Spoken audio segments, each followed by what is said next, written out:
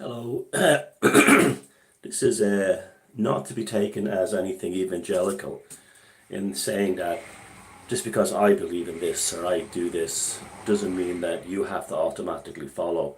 We all have our own spiritual paths in life, and it's not for us to decide another person's spiritual path is right or wrong. That's a personal thing. While we might have problems with the dogma itself or the spiritual ideas themselves, it's not right to say to another person, you can't be a Muslim, you can't be a Christian, or even worse still, to pass laws to stop them from doing it.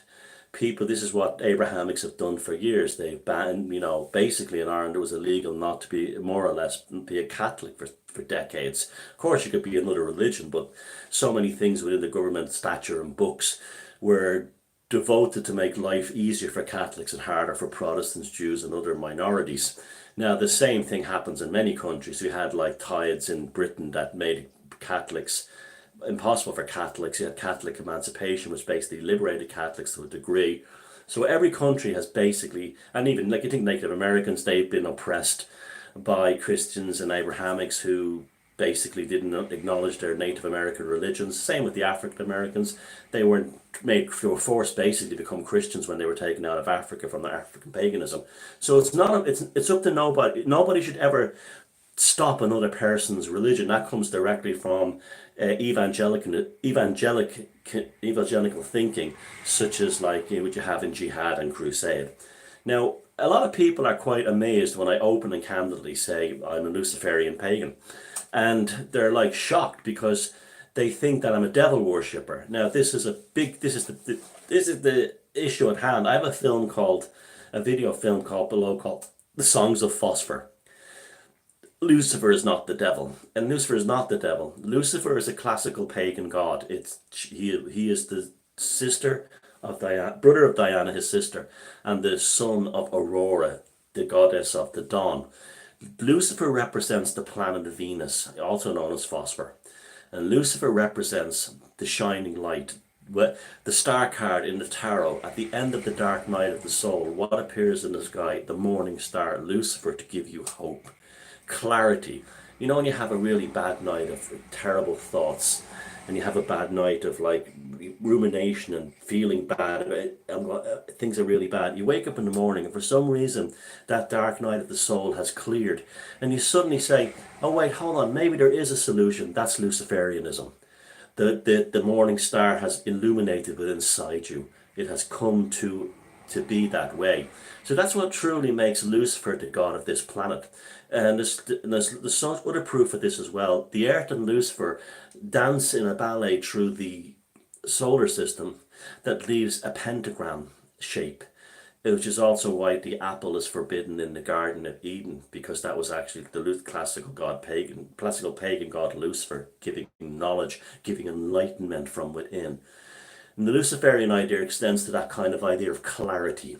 Now, again, Lucifer doesn't exist as a god.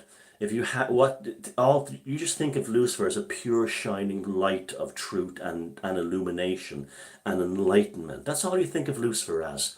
Lucifer is that. I've encountered it. That is what it is, metaphorically and physically.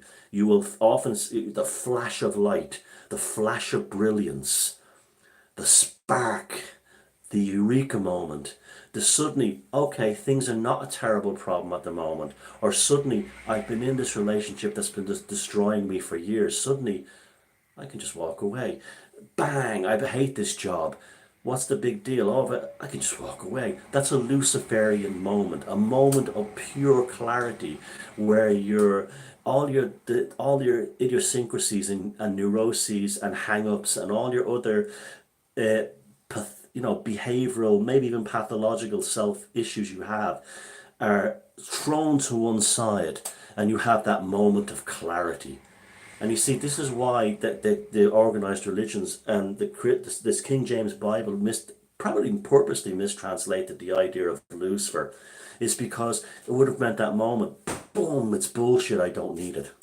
There's a picture going around. I'll give you an example of a classic Luciferian idea and symbol. There's a photograph going around of little girls with pigtails next to Chairman Mao, uh, Joseph Goebbels, I think someone else, Hitler, someone else, Stalin, sorry, and Obama, and it's Greta Thunberg.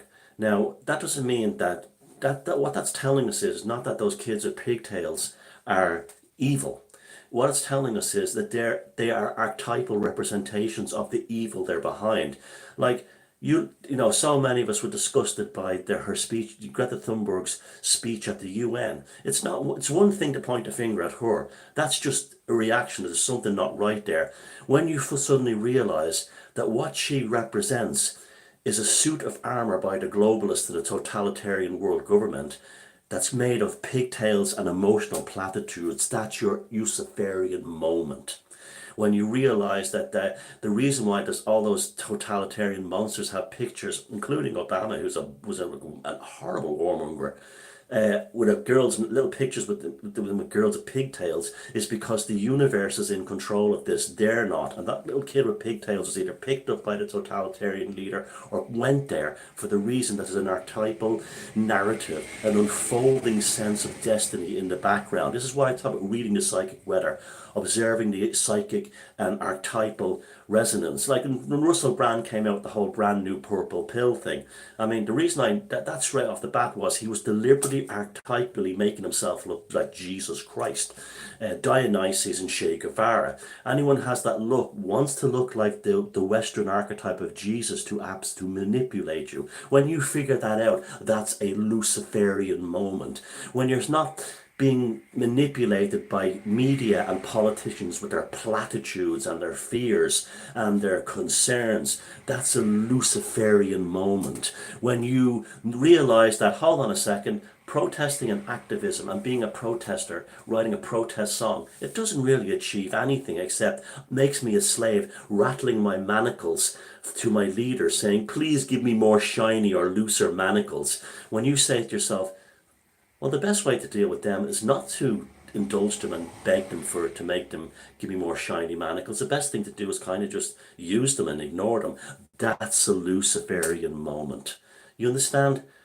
The moment of clarity, the moment of enlightenment, the moment of self-autonomy, internal self-insurgency. That's what Luciferian is, and that's what Lucifer represents. The light in that darkness, that thing that guides you through the dark night of the soul. That's what Lucifer is.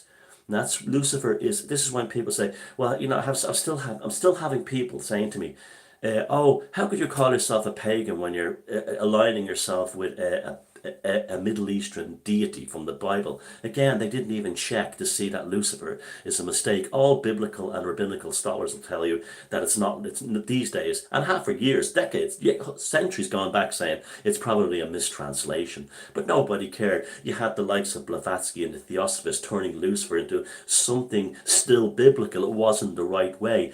I want to reclaim Lucifer for the pagan Europeans. That's what I want to do, and I'm doing it, and I've done it.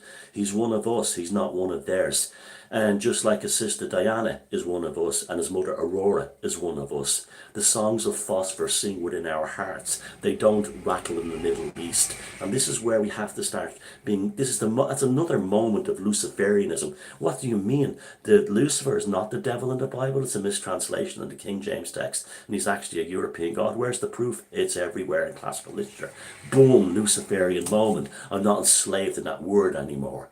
I don't have to feel fearful of it. I have my Luciferian moment. Boom, it flies out. You understand? You see what that means? That's what the Luciferian moment is. Clarity. And it's a beautiful feeling. You remember that? You had a night thinking about a problem, a job, something to work, something to pay your bills. And it was the most horrible, something with a relationship. It was the most horrible, horrible night of your life. The most horrible night of your life. And then you woke up in the morning and you had okay, I can probably start with this. And do you notice how different it changes? That is the song of phosphor coming into your being.